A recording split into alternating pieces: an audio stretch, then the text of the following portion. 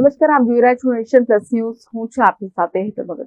વડોદરા સહિત સાવલીના સાંઢાસાલ ગામના 10 લોકો મ્યાનમારમાં ફસાયા હોવાની ઘટના સામે આવી છે. નોકરીની લાલચ આપી આ યુવકોને મ્યાનમાર લઈ જવામાં આવ્યા હતા. આ યુવકોએ વિડીયો વાયરલ કરીને સરકાર પાસે મદદ માંગી છે. વડોદરા સહિત સાવલીના સાંઢાસાલ ગામના 10 લોકો મ્યાનમારમાં ફસાયા હોવાની ઘટના સામે આવી છે.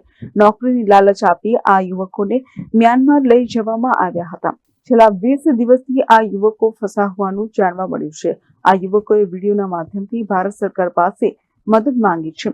તેમના પરિવારોએ પણ સરકાર તેમને પરત લાવે તેવી માંગ કરી છે. પ્રાપ્ત માહિતી અનુસાર વડોદરા સહિત સાવલી તાલુકાના સાંઢાસાલ ગામના કુલ 10 યુવકોને ડેટા એન્ટ્રીની નોકરીની લાલચ આપીને મ્યાનમાર લઈ જવા હતા. આ યુવકો છેલ્લા 20 દિવસથી ત્યાં ફસાઈ ગયા છે.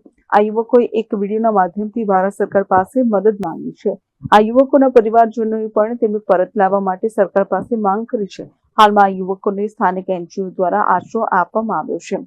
ગુજરાતના 100થી વધુ યુવકો મ્યાનમારમાં ફસાયા છે, જેમાં છેલ્લા 20 દિવસથી ઇમિગ્રેશન થઈ ગયું હોવા છતાં કોઈ મદદ કે રસ્તો નહીં નીકળતા તેમણે સરકાર પાસે મદદ માંગી છે.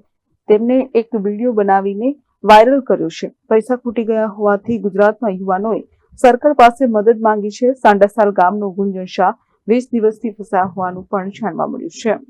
सर, हम सब गुजरात इंडिया से हम यहाँ पे म्यांमार में ऑलरेडी आए हुए थे. हमें धोखे से यहाँ पे लाया गया है सब लोगों को. हम लोगों को यहाँ पे काम के बहाने बोला कि डेटा एंट्री वगैरह काम करवाएंगे.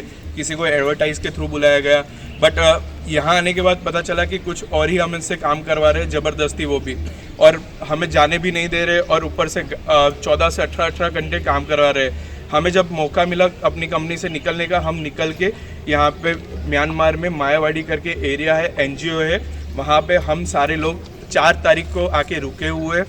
7 तारीख को यहाँ से हमारा इमिग्रेशन हो चुका है, बट यहाँ पे हमें नहीं पता, हमारे पास फ़ोन नहीं है तो हम किसी को कांटेक्ट नहीं कर पा रहे.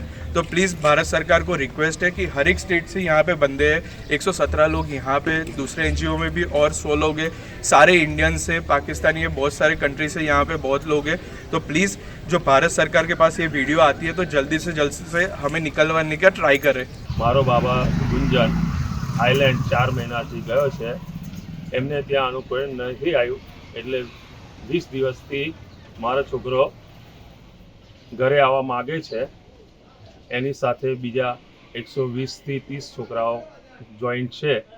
ત્યાંની ગવર્મેન્ટે ઇમિગ્રેશન પૂરું કરી દીધું છે, પણ અહીંયા ફાઇલ કરેલી છે, છતાં એ કામ આગળ વધે તે રીતે સરકારને અપીલ કરું છું.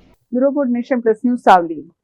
સમાચારોના સતત અપડેટ મેળવવા માટે અમારી નેશન પ્લસ ન્યૂઝની યુટ્યુબ ચેનલને સબસ્ક્રાઇબ કરો, બેલ આઇકન દબાવો અને જોડાયેલા રહો ફેસબુક, ઇન્સ્ટાગ્રામ અને ટ્વિટર પર.